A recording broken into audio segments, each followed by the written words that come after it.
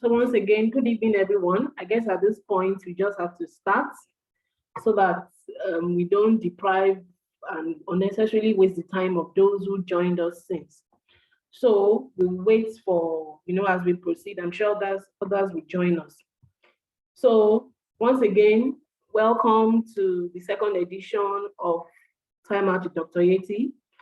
And today's topic, as you saw on the flyer, is sexuality education for teenagers. And I'm sure in a couple of weeks, looking at social media, many of the parents are agitated. A lot of people are confused. They don't know what to do. Some are afraid because of what is actually happening among our teenagers. And some are trying their possible best, in the normal way that we all know, that's being religious. And so many things, people are just trying different things out and they just don't know which one will work.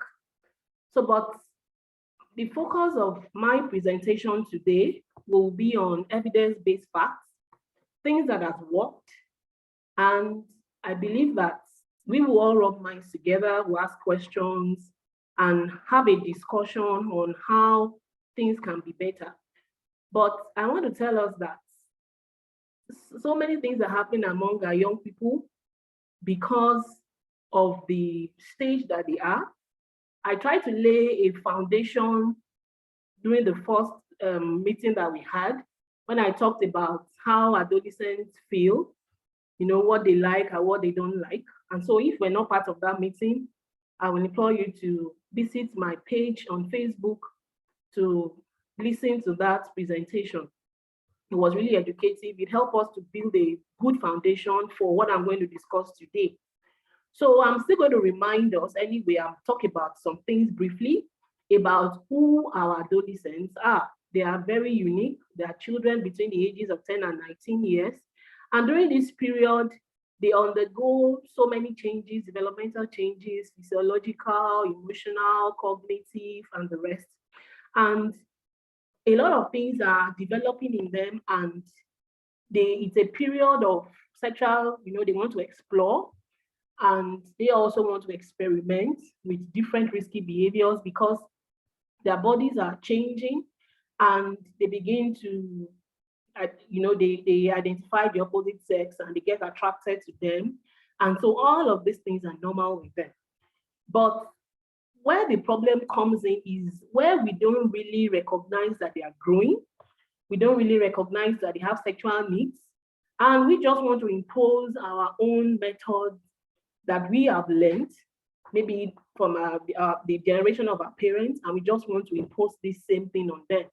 And so some of them may revolt, and some may start pretending. At home, they will behave like good children, but when they are among their peers, they are different children entirely. So we are going to be talking about sexuality education for teenagers. And I'm going to be sharing my slide now.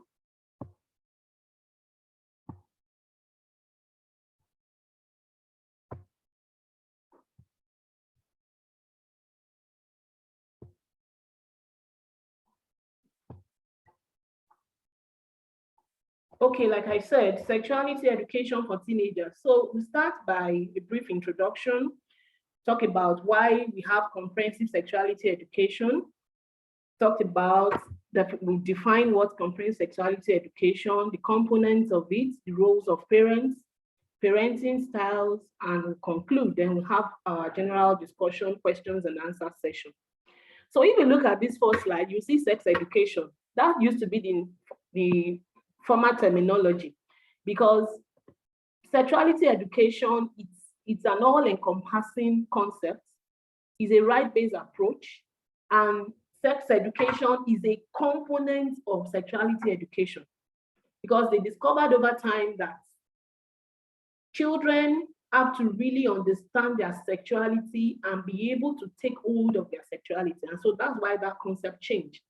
So let me just take us down memory lane. In Nigeria, when comprehensive sexuality education was to be introduced into the school curriculum, a lot of parents kicked against it because particularly in Nigeria, where everybody is religious, We don't want to talk about sex. We don't want to talk about anything related to that. And we all live in, let me say, fool's paradise. I thinking that our children have not started having sex. And because we have nurtured them in a particular way, we don't talk about sex. The children come home, they come home, look innocent, and nobody talks about sex. And so we just assume that my child is well behaved, this child, nobody must talk about sex with the child. And so this method for a long period of time has not proven to be effective. Everybody just keeps quiet, we pretend as if all is well, we only tell them about the Bible and all of that. And I want to say, of course, I'm a Christian and I have a very solid Christian foundation.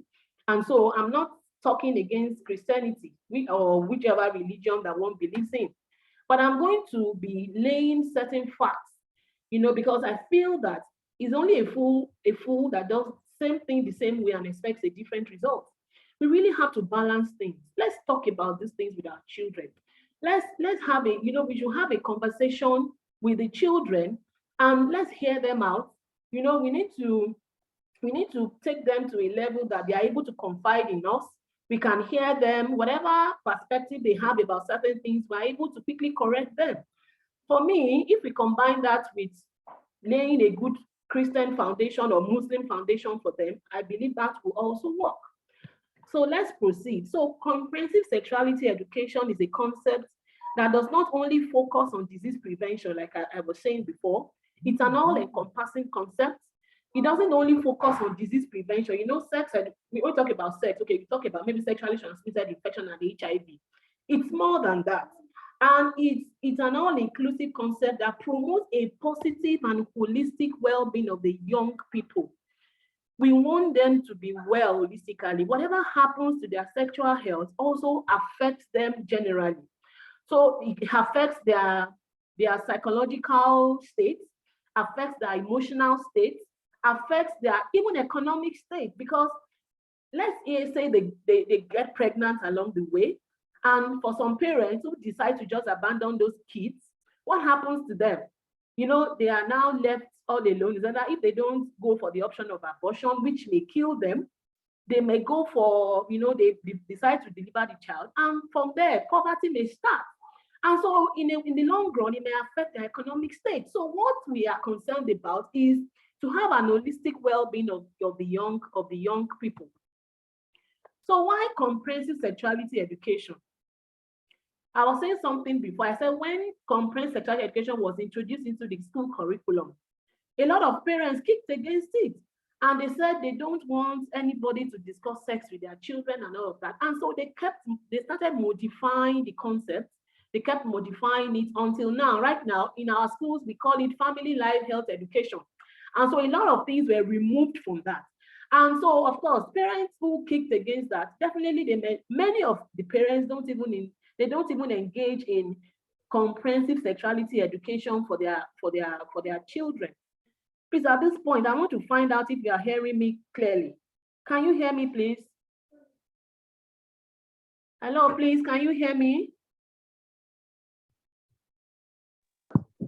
Very well. Okay, thank you so much. Yes, we can hear you, ma. Okay, thank you. So why comprehensive sexuality education? Let's go by the statistics. Over 1.8 million girls aged 10 to 19 years are living with HIV/AIDS. And this is like 2015 data. It's not even the current data. This is the data by UNICEF. Young people have a high rate of sexually transmitted infections.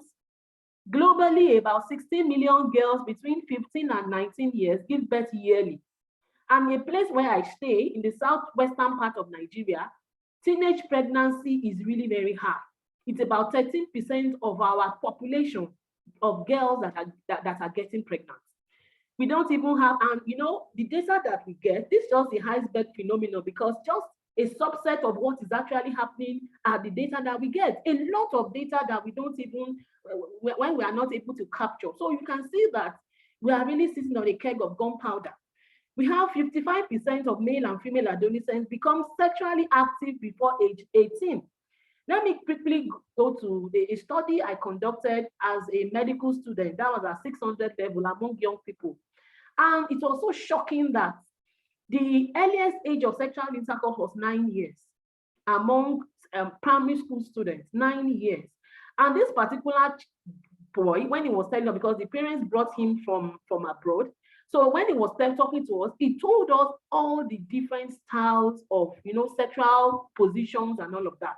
And so many things that I didn't even know as a graduating medical student. He told me the styles, they told us the drugs that they use. That's when I heard Energy 2000. That's when I heard of Pai. I heard all sorts of things that they use. In fact, I was shocked, but I didn't really want to show the fact that I was a novice.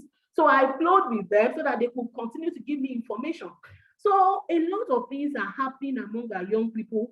And if we don't intervene, individual level and communal level, we may not be finding things easy in the next couple of years, because children are their future of tomorrow. And so just imagine a future of this kind of children that we see all around us. What's actually going to talk, about our development? What's the fate of our development? And so many things like that. So it's for me, I see it. Sometimes I'm not able to sleep because of this alarming, decline in the moral values and standards that we have nowadays. And to make matters worse, some of the parents are even the ones introducing these children to this act. Like I saw something on a video on a friend's WhatsApp status yesterday. This lady was dancing, they were in a party, and they gave a bottle of beer to a small child, a child of 2 years. And this boy finished the whole bottle. He was drinking it happily. I also saw one who was a 2-year-old boy too, who was smoking shisha. I just don't know what the future will be if this thing continues the way it is going. And so I must say that there's a problem. So globally, 21% of adolescents age 15 are sexually active, and about 120 million have experienced sexual abuse. So these are issues that we should be concerned about as parents. Other public health problems of adolescents and young people: multiple sexual partners. A lot of them sleep with more than one sexual partner. They have multiples of them because, poverty is an underlying cause. And, some parents even encourage their children to go into prostitution so that they can bring money home for them. Then forced marriages is also another problem.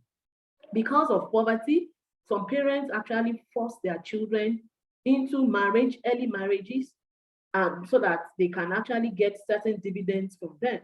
The menstrual problems, these are problems of adolescents. And sometimes parents don't even inform their children before they start menstruating. They have no information.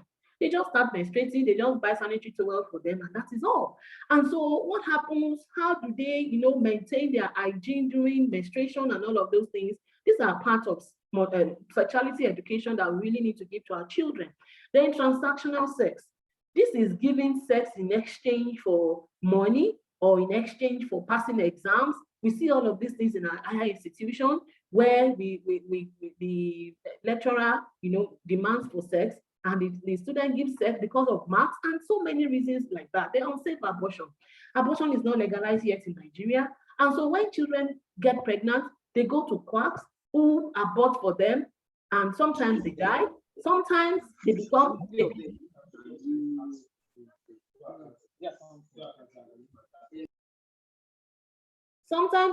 infertile, and so many things can happen to them that will jeopardize their well-being. Then drug and substance abuse is another problem. A lot of our young people engage in this. Sometimes they do this, like we know about the Chrisland girl, the issue that happened. There was one I saw. It was through this truth and dare that the girl did, an undergraduate, and they gave her vodka to drink. And I think they had a bet that if she can do it, she took like about 3 bottles of vodka. She rushed this very hot gin, and she took it, and afterwards, she started stooling, she was unconscious. I just looked at the generation, that these are our children's generation, and I just begin to wonder why these children will engage in this kind of risky behaviors without thinking about the consequences of their actions. Then low self-esteem is another problem with young people. They usually have, particularly if their esteem is not built at home, because I feel that the home should be the foundation, is the citadel of learning for any child. It should be the foundation of all the learnings. Is it having a positive attitude about life? Is it their self-confidence? Everything should begin at home. The school can only add maybe one or two things to it, but the foundation of that child actually should be built right from the home. Then developmental problems. There are some children who don't start menstruating early, maybe sometimes 16, 17, and they begin to get worried. They don't know what is happening, and they can't talk to anybody. From there, they become depressed, and so many things like that. So these are issues, public health problems, some of the public health problems adolescents and young people face. So the fallacies about adolescents and young people's sexuality. Adolescents and young people should never have the urge for sex. I'm sure a lot of us believe this, particularly because we are religious. And so we believe that they should never, and that's why we don't talk about it. We don't know that these are young people whose urges are even far more than adults. And so unless we identify that they have sexual needs, they will keep misbehaving behind our backs, and we will not know. We will think that they are good children in quotes now. So we must accept that our children have sex urges, and we must help them to manage this during this period. Then we also believe that adolescents and young people have no sexual and reproductive health rights, because they are children, they are going to school, so they don't have any rights at all. No right to information, no right to know about anything. So, and we just keep them like that. We don't even sometimes, some of them are inquisitive and they want to find out, they want to know. We just keep them quiet. Keep quiet. What do you know about this one? And if these children open their mouths to talk, you will know that they know more than us, even adults. Then we believe that educating adolescents and young people about sex will make them promiscuous. A lot of people think this. They think that once you talk about sex or you talk about contraception, children will definitely, you are teaching them how to go about it, and you are teaching them to use contraception and all of that. So I'll talk more about what evidence has shown about comparative sexuality education, those who are practicing it, what evidence has shown. We'll discuss that as we move on. Then we also believe that removal of the clitoris of the female child or adolescent will prevent promiscuity. Maybe it's going down now, but some still practice it. They believe that once you just remove their clitoris, promiscuity, you have copped it. It's a lie. You will remove the clitoris, and if the child still wants to go from one man to the other, the child will still do so. So female genital mutilation is not encouraged. It is a very bad practice, and it's not to be encouraged at any level. So it does not prevent promiscuity. So if you know anybody still engaging in this, please, you need to let them know that female genital mutilation is bad and should be discouraged. Then facts about adolescent sexuality. Adolescence is a period of ongoing physical, emotional, and social changes. We must understand that they are growing. They are growing, and we must recognize this. This is a period where they will feel attracted to the opposite sex. This is the time. And if we don't talk about this, tell them that you have passed through it. How many of us did not pass through it? We passed through it. And so it's even better for us to gist with them what we did to actually help, during that period, those of us for us as parents, what we did to be able to overcome these challenges. Then it is the time when many young people start to explore their sexuality, like I said before, develop intimate relationship with others, and initiate sexual activity. This is the time. And the age of sexual initiation now is getting, we have them maybe 13, 11, 12 now, is getting earlier now. Early sex starters, we have them, and sometimes 9, like I said, I found out from the study that I conducted. Many young people do not have the information. They don't have access to contraception or skills. They need to negotiate safe sex and to protect their sexual and reproductive health. Adolescence is a critical time to develop healthy behaviors in relation to sexual and reproductive health. So let's now go to definition of comprehensive sexuality education. It's a right-based approach. So we must understand that these children equally have rights, just as we adults have rights, because there is a transitional period between childhood and adulthood. They are not yet adults, yet they are no longer children. So, but they are developing, their minds are beginning to develop like adults. But what the only major difference is that they are not, as many of them until very late stage of adolescence, they are not abstract thinkers. Abstract thinkers will think of consequences of their action before they do anything, but majorly concrete thinkers, they only react to their feelings. So once they feel like having sex, they just go ahead and have sex, particularly when nobody has talked to them. And so that's the way they behave. They just want to explore. That is the way God created them. And it's a right-based approach which seeks to equip young people with the knowledge, skills, attitudes, and values they need to determine and enjoy their sexuality physically and emotionally, individually, and relationships. So this is the definition of comprehensive sexuality education.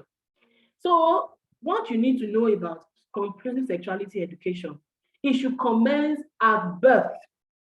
That's what I said. For me, it is better one commences this early before they even get to the period of adolescence. Show them, because anatomy of the different organs is part of sexuality education.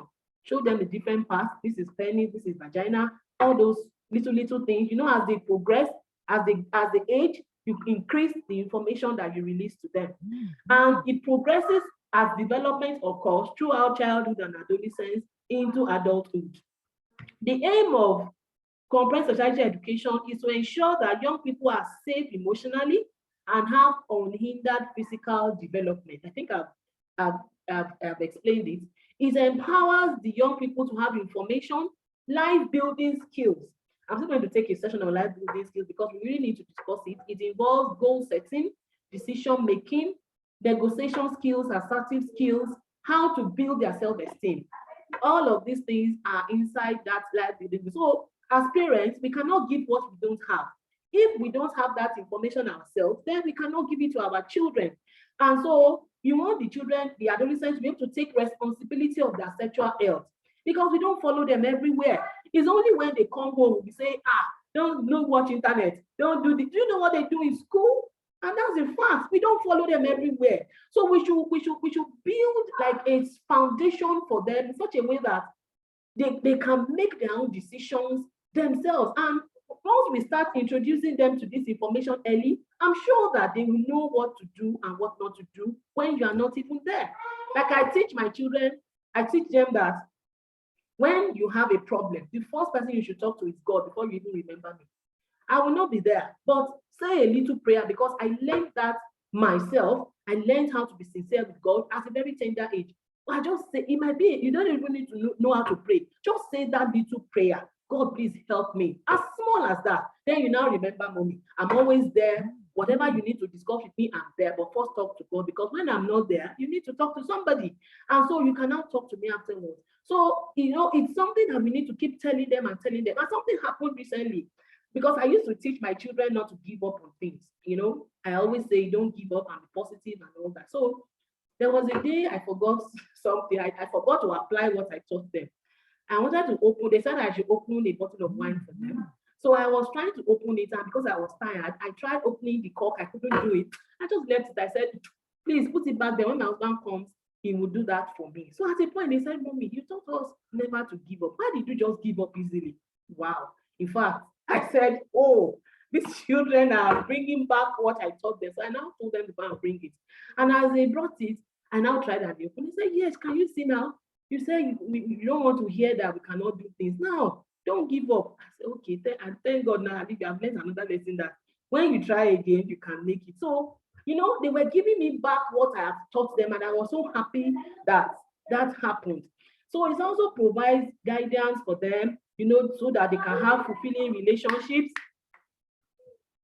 It also makes young people exercise their sexual reproductive rights, helps young people understand the challenges with harmful and gender-based norms. So these are some of the benefits of comprehensive sexuality education. So let's go to more of the benefits. Reduction in number of early sex starters. When you give them this information, it is very unlikely that they start sex early. It increases young people's knowledge and allows them to make healthy and informed choices about engaging in sexual activity. It increases effective and consistent use of contraception. This is a very dicey part, because there was anytime I give a talk on this and I talk about contraception, parents usually take me up. They say, why do you talk about contraception and all that? For me, I believe that when you give that, I'm an abstinence advocate, that's the truth. But when you start giving the information, the first thing you hammer on is abstinence, but you won't say that it's abstinence and you're hammering on. You show them all the different aspects. Like I had a session with my children recently. I have a lot of slides. I'm trying to get a site where I can put all of this information for parents who want information on and guide to train their children. So I use one of the slides that I produced. And so I first showed them a beautiful picture of their future. I said, close your eyes, think about the beautiful picture, have a mental, picture of where you want to be maybe in the next 10, 20 years. So they closed their eyes.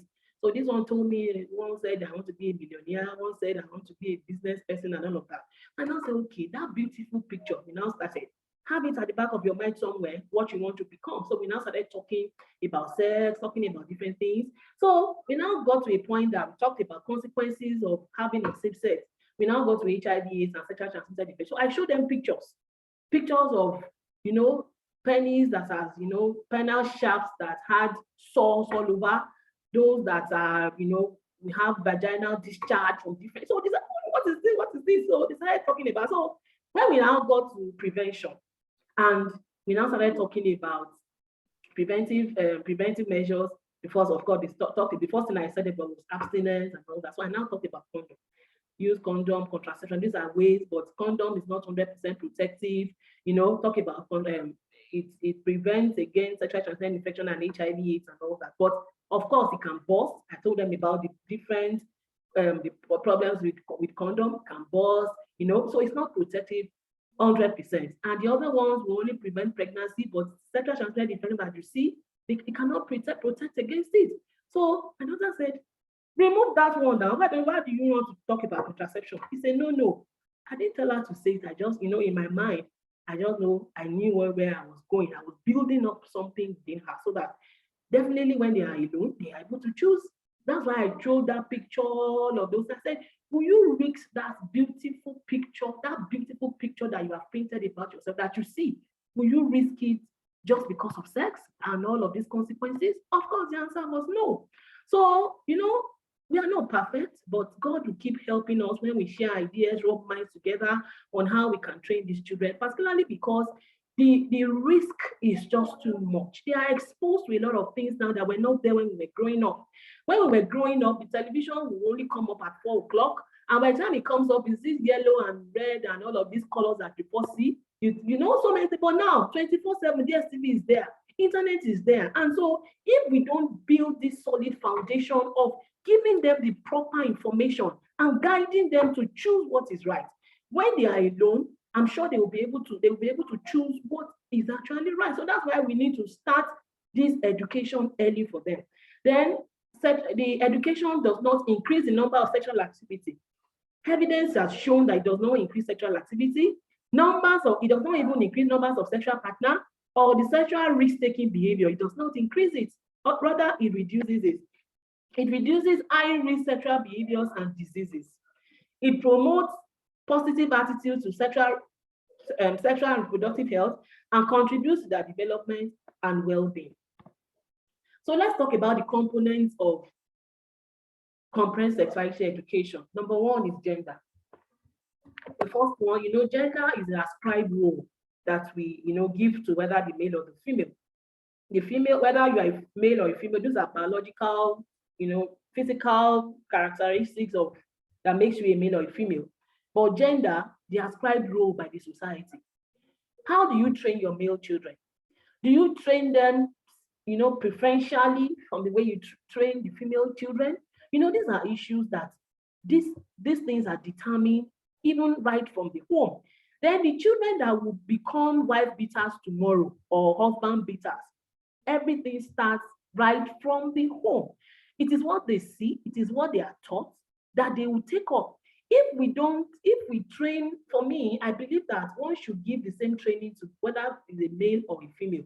The male should be able to love the wife, and also what stops you from training the male child how to cook? There's nothing stopping you, because if we are training a good male child to be able to support the family, there's no big deal for the male to sometimes cook for the wife. There's no big deal about that. So we should give them that kind of training now and tell them, particularly the female children, that the society discriminates. Teach them self-confidence. You really need to build their confidence. There are a lot of children who are battered at home, and they only get to hear that somebody loves them outside. Nobody has ever told them that they love them. They have never heard it from their parents that I love you, my daughter, or you hug them or something. They have never heard it. But when a boy just tells them outside, immediately they just fall. Before you know it, they're on the bed with the guy. So we need to teach them, don't shut them down, let them express themselves, let them be able to talk freely. If they make mistakes, correct them in love. We don't need to, as in our world now is fast changing, is dynamic. We don't have to, what worked for us may not work for these children, 21st century children. That's why 21st century parenting requires us to intentionally acquire knowledge and skills to be able to train these children. Then talk about the sexual reproductive health and HIV/AIDS. Here you talk about anatomy. That's the female reproductive organ, male reproductive organ, those normal things that we see. You have a penis, and when you get to a particular age, your penis will increase, you have beard. So they will be expecting it. So you will go through that process together with them, particularly for boys when they have wet dreams. Tell them it's no big deal, it's normal. You have wet dreams at so age. This is what it means, this is what it means, you understand? And the female too. Let them not accidentally start menstruating. Prepare them how to take care of themselves, have a discussion. It might not really be a serious discussion. It might just be like gisting, kind of. You might be in the kitchen and you are just chipping it in a stylish way that because they get bored easily. So you just be chipping it. Today you can say something, next tomorrow you say another thing, in a very cool atmosphere where they will get all of this information. So you talk about puberty, you talk about menopause, you talk about stigma, sexual problems. Those who don't commence the developmental changes on time, like those who delay breast formation and all that, you discuss with them. They are apprehensive, just talk them through and tell them that it's normal. You will eventually have it. Don't problem. Your friends may have developed breast. Don't worry, yours will come. You allay their fears, and they have a way, by which you gain their confidence and they are able to confide in you easily. Then we talk about the productive process, and like I said, as the age, you increase the information you talk to them about, particularly when they are now close to marriageable age. You can increase whatever, you can still talk to them. You can increase whatever you tell them, talk about first sexual experience, how it feels, you might have pain a little, all of those things. Just talk them through their life and let them see you as their confidant. They can easily tell you anything if they have any problems. And by so doing, whenever they want to, whenever any issue is to start, I'm sure that you'll be the first person they will tell. And I'll tell you our roles. Parents are not to be judgmental, because by the time you tell them the first thing and you just say, that is the end. You will shut them up completely. So you just have to, tell them. That's why you yourself as parents, you also need to be knowledgeable, know about all of these things, so that you are able to guide these children through this process. Talk to them about abstinence, faithfulness, which is what we all want to achieve, abstinence and faithfulness. Then I talk about self-esteem. Then the third one is sexual rights. They need to know that they have to give consent to anybody who wants to have sex with them. Anyone who does not give consent, who does not ask for that consent, that is rape. They must be able to identify rape. They must be able to identify red signals when somebody is giving them, there's a way that, somebody wants to rape, somebody who has hype for you and all that. You must be able to identify it and know when to run. Negotiation skills and all of that are part of what you need to talk about under sexual rights. Then sex education. Discuss about sex with them, the appropriate time to have sex, tell them to wait, I will show you. I saw a very good dialogue between a mother and his children, and I really loved it, and I've practiced it, and I think it works. So we will also look at it. And so activities associated with sex, sometimes talk about alcohol, those who take alcohol and all of those sex enhancing drugs. You talk to them about all of these things, and so that they know about these things, and they know what to avoid and what not to avoid. So these things are some of the things that we need to talk to them about. The possible consequences of engaging on safe sex, like sexually transmitted infection, HIV, AIDS, hepatitis B and C infection, and all of those things like that. Then safer sex practices and the rest. Then violence, gender-based violence. We need to teach them right from the time that they are young, so that we don't raise monsters as children, either as a male or as a female. Sleeping on her, I've told you. Are we together? Please kindly unmute so that you don't distract the session, please. Hello, please kindly unmute.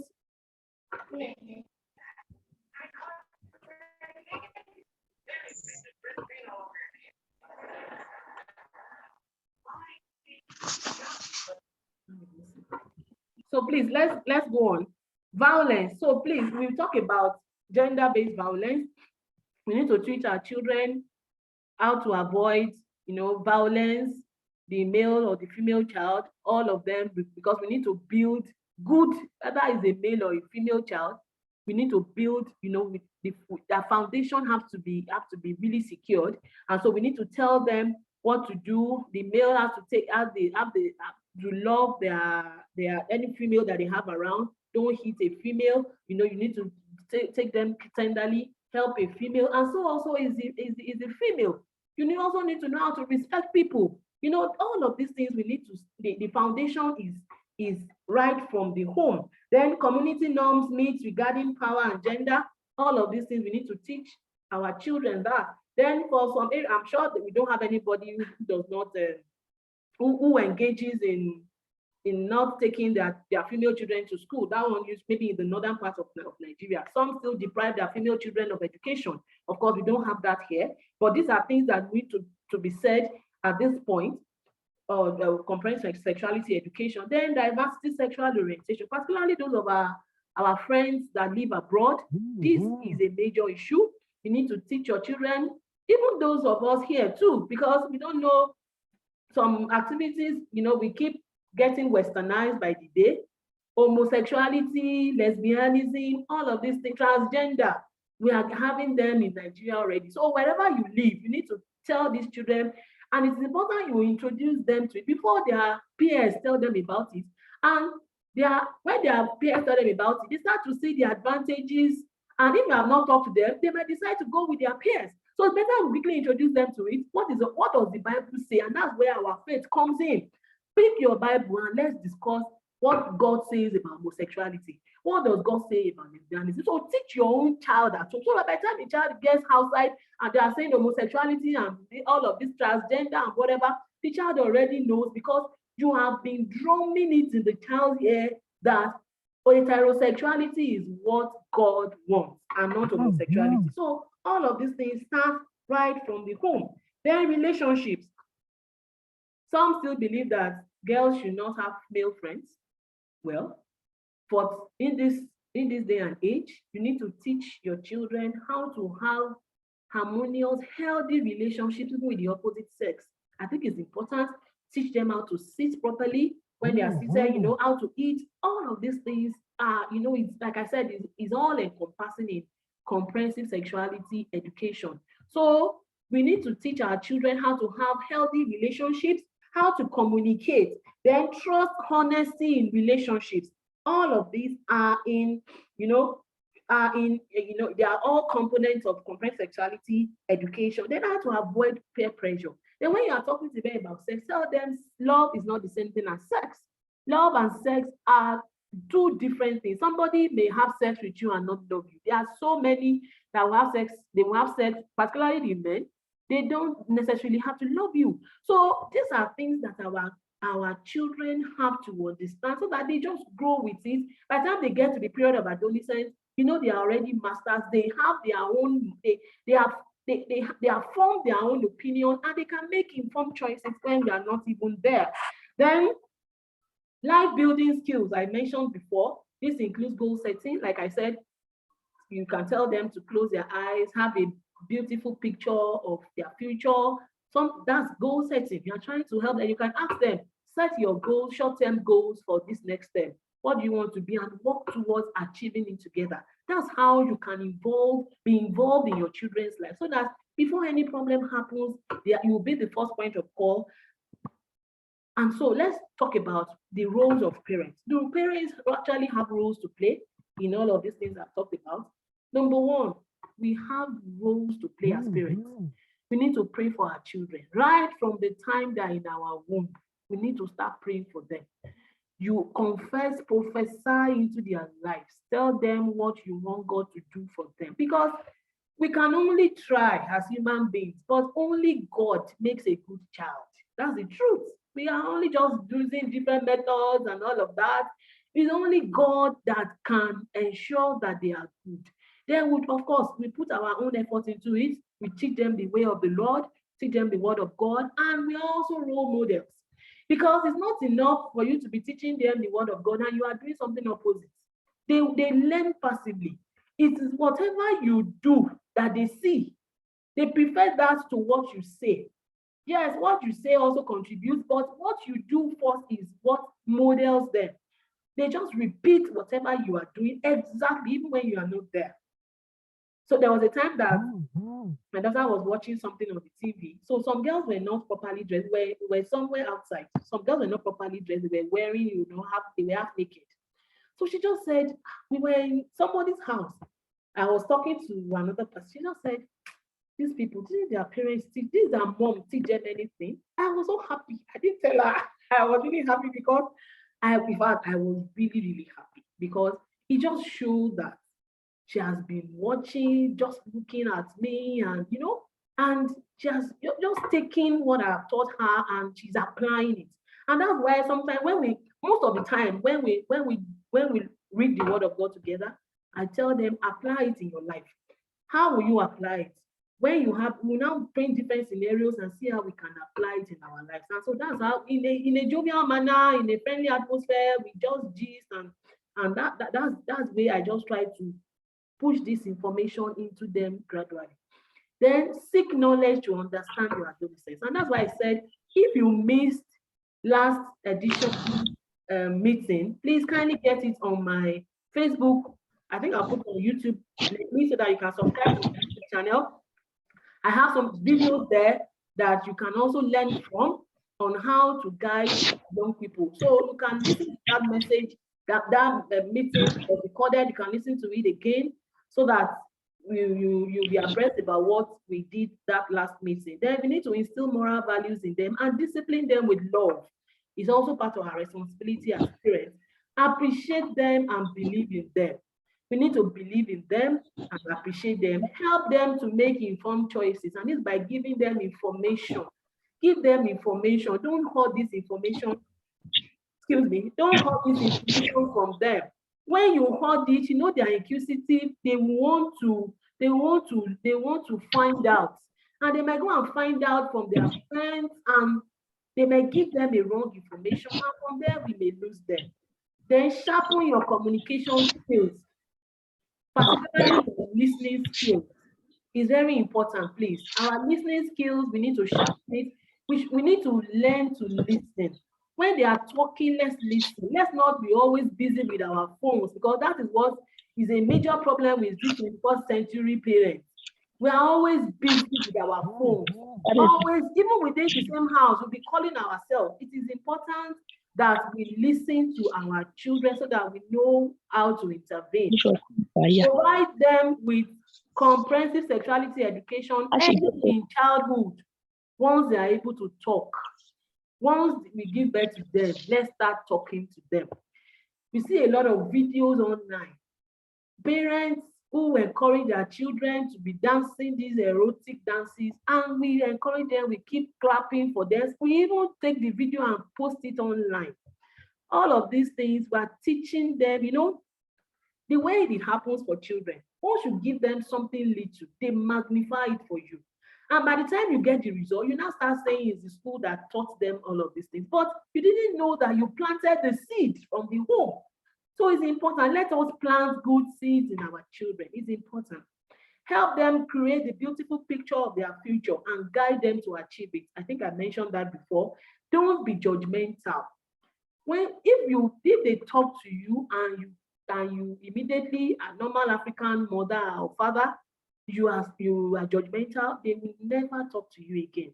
Be a good role model. It's important that we are role models, good role models to our children. Then we should try to be available to answer their questions before their peers.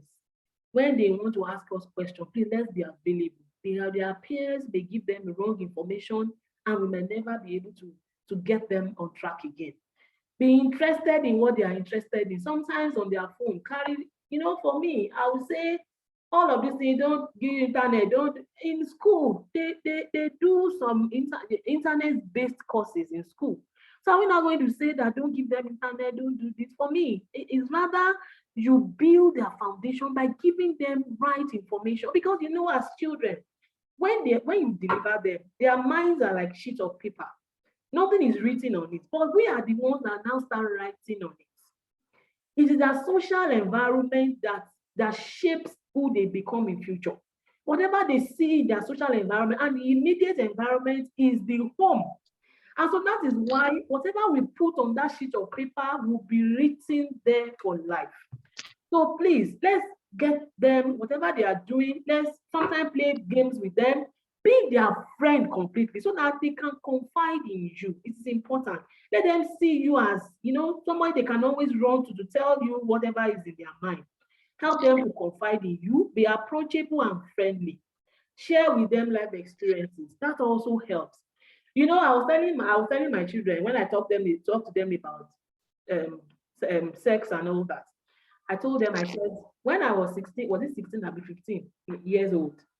I told them I was attracted to a guy.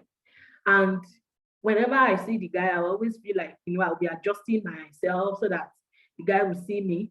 But what actually happened was that I now just prayed. I said, God, please take this away, because immediately I remembered I wanted to be a doctor. I said, no, if I start this now, I won't be a doctor. I just told God. And that was my first experience about talking to God. And God just took the feeling away. Of course, it's a good, positive thing for me that I could share with them. So I shared it with them. They started laughing. You said, I said, yes, because I like fine boys. I told them I like fine boys. They started laughing. Of course, we laughed over it, but I passed across one information I wanted to pass. So I usually use myself, share my experience with them so that they can also learn from it. I don't force anything on them. Of course, in all of these things, I don't tell them what is what to do. No. I'll just give them that information and we'll discuss. Okay, so what do you think about this? And they, of course, what I want them to say is what they will say. So teach them life building skills, goal setting. You set goals together with them. So you now look at the strategy. How do you achieve this? Okay, you read. So when they share their strategy with me and I see that it's not right enough, I can help them to, guide them to set a better strategy to achieve it. And I think it has been working. Be practical with them. Don't be unreal or too religious. This is a problem with Nigerian women and parents. I'm sorry, I'm a Nigerian mother, but this is what I see. We are too religious. And so that is why we cannot say basic things. We cannot gist with our children. We don't want to hear that they are having sexual orgies. We don't want to hear. It's not really helping. And so we now have two-faced children. They are so at home, but in school, they are another entity entirely. So, but when they give us the picture we want to see, and by the time they get home, we say, my godly child, it's a lie. And that's why some parents don't know what they don't even have an idea of what their children are doing in school.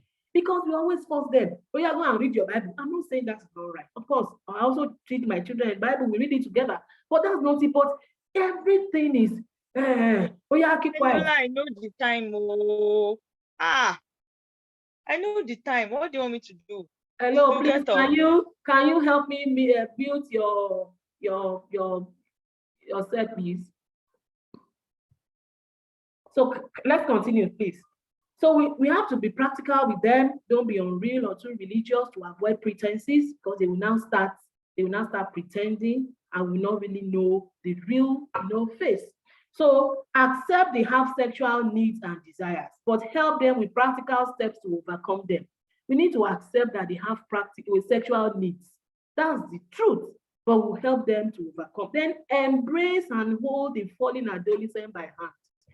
This something may be difficult, but please, if you already have a child that is already derailed, please, that child can still achieve greatness in life. Let's help that child to come back.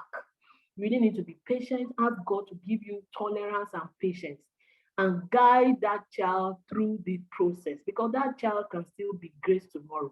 Let's not give up on our fallen adolescents. Please, let's pray for them. Let's hold them by the hand, and I know that God will help us. So let me just share with you a dialogue between a mother and her children. So daughter says, The mom looks up at her, then continues speaking her beans. Any gist for mama? Daughter looks at her.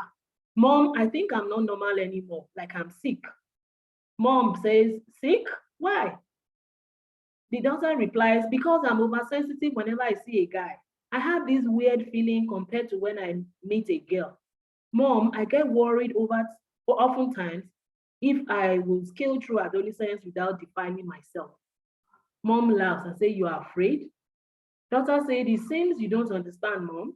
When I see a guy's biceps, oh my God, if he mistakenly exposes his abs, then I will almost faint, feeling as if I should run into his strong muscular arms and be cuddled. The mom says, and so? That's why you are not normal? Daughter says, Mom replies, that shows you are very normal, my baby girl. Daughter says, I don't understand, Mom. She replies and says, you fasted recently, right? Daughter answers, yes, Mom, the 30 days fast. Mom says, there was an occasion that I made plantain and fried egg for dinner for the family. How did you feel that day? Daughter replied and said, Mom, it was sensational, as if I had never tasted plantain. I wanted a bite so bad. Mom replied, so why didn't you get to the kitchen to get yourself some? Daughter says, Mom, I was fasting. Nice one. Now call the son. Son, can you hear us from there? Put off the TV, please. The son said, okay, Mom. So the mom replied, as an adolescent boy or girl, don't think it is weird when you are attracted to the opposite sex. His or her stature or the like might appeal to you, but it shows that you are normal. You wouldn't say you are not abnormal because you can perceive the aroma of fried plantain while you are fasting, would you? He said, no, Mom. All unmarried people in this world are on sexual fast until they get married. Different food like juices, fresh fish, chicken, shawarma, and the likes will appeal to them, clothed in handsome men and beautiful women of different shapes and sizes, but you've got to block your perception. You are fasting. The daughter says, she nods repeatedly, I'm getting it now. The aroma could be pornography, sexy boys and girls, devilish games and all, but be warned, you are what? Fasting. So the mom says, oh, my daughter, you are normal. It means all the parts of your body are responding well, but the Lord says you should keep your body under control. Daughter says, Mom, I can't thank you enough. I expected you to scream at me, frown your face, but you are trustworthy and I can count on you. And that is why Mom is our now signal to the boy. Confidence. Two of them now laughed. Mom, blessed children, very blessed children. They now said, most blessed mom. Mom says, but never forget the lesson learned today. We are fasting. Yes, the fast will soon be over and your dish of dodo, freshly prepared with garnished fried egg with a chilled bottle of water will be delivered to you. But first, wait. Say, I will wait. They both said, I will wait. And mom said, and God will bless and favor you. Amen. They hug their mother and she blesses them both. So from this story, I got it from someone.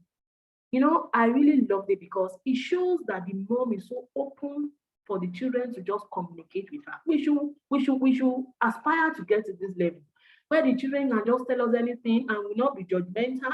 She was able to help them with the way she explained. She explained it using something that they could relate with. And so they got the message and they saw their mom as a confidant.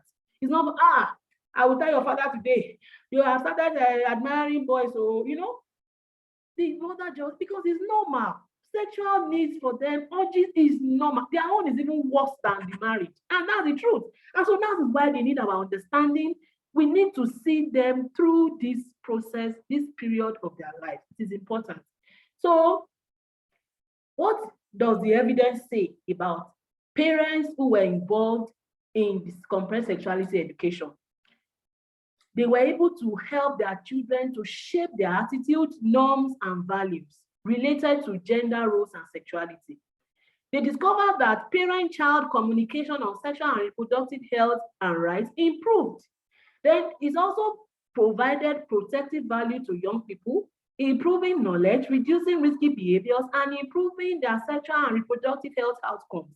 Then it made curriculum-based sexual and reproductive health education programs more effective. So the ones in school was now very easy to administer because the one we are doing right now, they don't teach them anything. They just tell them, they just speak because our parents, they said, no, we must not talk to our children about sex. But when the parents were involved, they saw that the curriculum was even more effective. This happened outside the country, but I don't think they are there yet in Nigeria. I hope we'll get there one day.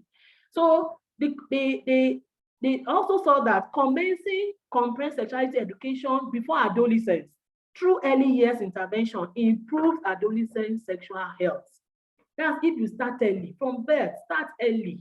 If you still have very small children now, please start before they get to that period of adolescence. And if they're already adolescents, you can still, there's no time, there's no difficult, there's no harm starting now. So let me just talk about parenting styles before. I got this from a friend yesterday and I really loved it. And I think I want to just share with us on the final notes before we close. So permissive parenting. It is loving a child all the time without discipline. And this one, anything the child asks for, mommy, I want this. Mommy, I want your head, you give him. Mommy, I want your eyes, you give him. Mommy, I want this, you give him. All in the name that maybe you love the child. Or maybe children or parents who gave birth very late in life and they just feel, let me just shower out the love of this child because I didn't have him early. We are destroying the child's life. Love and discipline must go hand in hand. Then authoritarian parents, you discipline a child all the time without any love. There are some people who burn their children with hot burning iron, plugged. Some have seen a mother who used barbed wire to beat her child. After beating the child, she now started weeping. That is not the kind of thing that God expects us to do, all in the name of disciplining a child. That child will be rebellious, they will never listen, and that's the truth. Then uninvolved parenting, no love, no discipline. You are not just even there. You are not there. You just leave the child to the hands of house help to take care of them. You are not involved in their lives. So these ones, no, are non-involved parenting. Then authoritative parenting. This is the one that we should practice. You love and you discipline the child equally. So I will conclude by saying parents have critical roles to play in shaping the future of their children. 21st century parenting requires us to intentionally acquire knowledge and skills to intervene based on current realities. The reality is that our children want us to be involved in their lives, every stage of their lives. And I want to say this before I close. I want to say that please let us make the necessary sacrifice. If the husband is so busy, it's not going to be for a while. The woman should make that sacrifice. And if the woman is so busy, the husband should make that sacrifice. It's going to be for a while. We can now go wherever we want to go. Please, our children need us. Let us be involved in all the phases of their lives so that we can guide them before they go the wrong way. I pray that God will help us. So please, if you need more information, I drop messages, as it comes to me. I have a lot of them on my social media handle. the Facebook is Olaguji, on Instagram, Dr. Yetty Speaks. Then I have at YGL, because I have a non-governmental organization. And some of these things, I have them on I've written 2 books, and I have them on in my books. Some of these things that I'm talking about, how to be a good parent. This one is good for parents and adolescents themselves. So also this one. So, but the unfortunate thing is that I had an online blog where I put the books, but unfortunately recently the blog crashed. So I'm trying to build another website where I can, and try to get some online shops where I can put the book for now. So thank you very much. I'm so grateful for the time that you have attentively listened to me. God bless you. Please, if you have any questions, you may raise your questions now.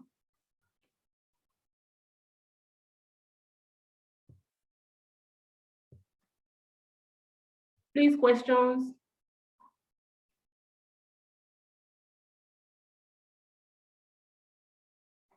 Hello, are you there? Oh, I've been talking to myself. Hello. Hello, good evening, ma. Good evening. Yeah. We Yeah. are with you, ma. Well done, ma. Okay. Good evening, ma. Thank you. Good evening. Well done, ma. Thank you. Please. That was a questions. nice presentation. Thank Amazing. you so Thank much. you, ma. It's amazing. We enjoyed it. Thank you so much. Well done. Well done, Dr. Yetty. Thank you. Thank you so much. If you have questions, any question, comments? Somebody should talk to me now, please. Comments? Hello, good evening, ma. Yeah, good evening. Good evening, ma. Good My evening. name is Mrs. Alabi. Thank you for the wonderful lecture, ma. Thank you so much. Thanks so much, ma. We've actually learned 1 or 2 things on actually how to handle our children. But ma, I want to ask this question. We seem to focus more on female children. But what about males? There are some things that are even happening now. You see parents, you see children. I don't know if it's because of the socialization or the internet stuff. Children, even with their parents, they get their hair cut, locked hairs. It's something that is very common now. An average guy of adolescent youth age, you see their hair locked, they make it look as if that is what is in vogue now. That's the fashion thing now. And we seem to focus more on females, this and that. How do we handle our male children, at least? How do we handle them? Female, you say at this stage, you'll be attracted to this, you'll be this, you'll be that. How do we handle the male children? How do we, there is one of your books that I read, I even gave to my daughter to read. Achieving a successful adolescent, whatever. Setting goals, but how do we handle the male ones, the male children, ma? Okay, thank you so much. My discussion didn't really focus on female. I talked for both the male and the female. So whatever you apply, because goal setting too is also good for males. The life building skills, not just for females, is also for males. And so that is why I also recommend the book for males. It's only that maybe when you get to the virginity part, it's also good for them for their information, sincerely. So it's still the same thing. You see, and that's why I talked about parenting styles. Some permissive parenting, I would say that some allow their children to do whatever they ask that they want to do. For me, not trying to be controlling or anything, I really don't appreciate where we have children lock their hair and all that. I don't really appreciate it. So we'll have a dialogue on how, I will tell, you might, at that point, you might not really be able to say, this is what I do, I don't want. You have a dialogue and discuss it. This is how the society perceives you. This is, sometimes when you get to a place maybe where you want to work, you might be denied. They might say you are not going to give you the job because of your outlook. So you let them know appearance. You also talk to them about appearance. So the child will be convinced to even barb the hair. That's what I think. So it is. I still feel that it's still the parent. Some parents don't mind. We are different. Some parents don't really, they don't really mind. So those who don't mind, they just leave their children. So if you mind, then do yours like that. But for parents who don't mind, you can't decide that. So whatever, it might not have any consequences, because there are some parts of the world where those things are allowed. It might just pass. But for you, as you know, that's why you are the one in charge of your own home. You must find a way to talk to your children, to be able to see from your own aspects. And of course, but at the point that by the time they are getting to later adolescence, you can't really, if you force them not to do it, they might go back and do it. So you must convince them to a point that they will have to cut the hair. You understand what I'm trying to say? So whatever applies to female applies to a male child too. That's what I feel. So there's no and I talked about gender. There's no training you give to the female child that shouldn't give to the male child. Even regarding cooking, regarding housekeeping, your child should not be rough. As a male child, should your child be rough? No. You should teach your child, when he eats, take your plate to the kitchen and wash it. It is whether you are male or female. To me, I don't see any. There's no difference. I treat you alike. Go and wash those plates. And by the time they get to a certain age, they start cooking. And that's the truth. I've told them, they know. So there's no discrimination about it, because I also want to raise a good male child the way I want to raise a good female child. So there's no preference. You have to train the way you want. And I told them, I was telling them recently, I said, you see, you say, what me I do, I use whatever is happening to train them. I'm sorry, like the domestic violence case that we heard about recently. I use that to quickly train them on domestic violence, on who to marry. I said, we are going to do it together. We pray God will reveal to us who you marry, so that you don't, God forbid, you have a bright future. You know what I'm trying to say? So that you have a bright future. If you don't marry the right person, your purpose may never be achieved. So I made them to realize that they are unique and they were born for specific reasons in the world.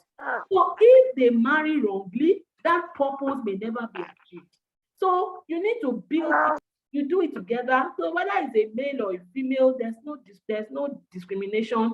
You need to train them the way you train a male. You also train a female like that. Hello, Mrs. Alabi. Mrs. Alabi. Hello, ma. Okay. Yes, I can hear you, ma. Thanks so much, ma. Okay. Thank you. And you talked about having relationship, how to associate like a male child, a female child associating with a male child. Yes. You just mention it just slightly. Like if you are saying, okay, how do you train them? Like, okay, they want to associate. There's a difference between association in a godly way, agape love, and the like. Will it not be mistaken? Like if you have friends, like when I was growing up, I have more of male friends. Because my mom too actually told me about sex education. I think I was 9 before getting to JSS1. Anyway, I was in primary school then. She told me so many things about it. So I have most of my friends to be male, but people most times mistook it to be like even when you don't have anything to do with them. So how do you undo that? Okay, so for that now, for me too, I have male friends, plenty male friends. And my children know, they know there's nothing happening between us. So, like I said, they are also looking at you. So for me, I don't train my children to listen to opinions of others. No, I train them to be focused, to be determined. Once they know what they are doing, every other person is immaterial. That's the truth. And relationship with the opposite sex, there's no big deal. The way you have, because there's no dichotomy for me. So the way I told them, the way you treat a boy, you treat a girl. But of course, when you start menstruating, you definitely know that if you go beyond the normal thing, like the young one was asking, say, "Mommy, I've been hearing sex. Say, what is sex? Gone." So I needed to do a little bit of explanation. You understand? So of course, they needed to know that until there's sexual intercourse before you can probably be pregnant or have all those other consequences. So in the olden days, that's when you start mentioning, they say masumokunrin. Masumokunrin, what does it mean? Is it that you shouldn't sit beside a guy? And that was our training then. Don't move close to any, I mean, that I went to a girls' only school. So, of course, I had that, thank God, it was just a girls' only school. So, but we had people who were lesbians.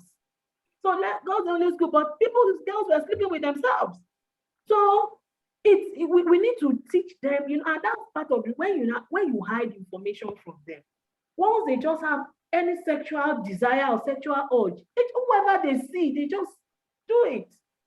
And so that's why we need, that foundation is very important. We need to tell them all this and stop hiding. Let's stop hiding information. So when they ask questions, let's explain to them based on how we think they can understand it based on their age. Then we can, when they grow more, we can now increase the information for them. But let's give them that information, per time. I think it will help them. So for me, there's no dichotomy whether you have a male child, female. I encourage them to be friends with everybody. That's what God expects. But don't go beyond, there's a boundary. Don't go beyond the necessary boundary. And that is when other consequences can arise. You understand my point? Thank you, ma. Yes, ma. Thanks so much, ma. Yes, I have some questions. God bless here. You, ma. I have some questions here. Let me quickly rush through them. Yes, can you enlighten me about wet dreams and what to tell my sons about it? Okay, so wet dreams, that's the first ejaculation that a male child experiences. Is one of the signs of puberty for a male child. So they just sleep and they just ejaculate on the bed. They see that their beds are wet. So nothing to be worried about. It's just to show that they are real, normal children. So by that point, that means that they can impregnate any female child. So that is just all that means. But some may be worried, they may not know what it is. How come my bed is wet and all of that? So but just prepare them ahead. Tell them it's a sign of normal, development, you are growing well, there's no problem. But these are the issues. Now tell them about sex education and all of that. So I think there's really no problem about that. Same with the female child too. So menstruation, you start having, you grow breasts, their anatomy, those physiological things, just tell them, inform them, your hormonal, the form of imbalance will happen and all that. So these are the things that you see and all of those things. So that's about that. Let me see if I have other questions here.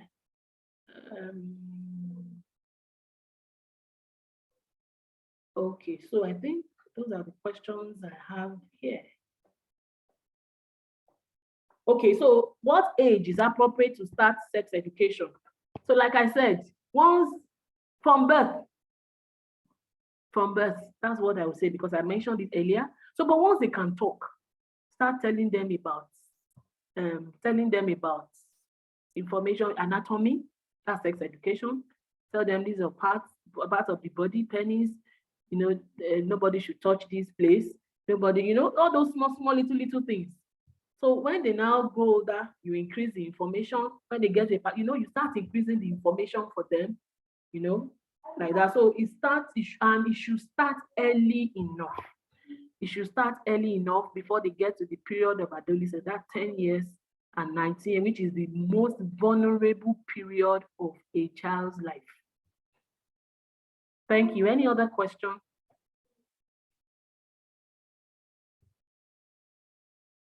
Can we call it a date at this time? Any other question, please? Can we close?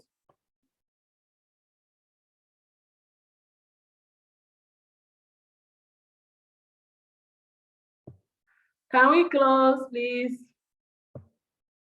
So in the absence of any other comments, I want to thank you so much for joining me again this month. And I'll be coming your way again in another 2 months, God willing. Thank you so much. So some people have requested for the recorded message. I'm going to be posting it on my Facebook page and also it will be on the YouTube channel. So kindly subscribe to my YouTube channel and follow me on Facebook and Instagram. all the information you need to know will always be on those platforms. So thank you so much and God bless you. I appreciate you so much. Bye for now. Thank you.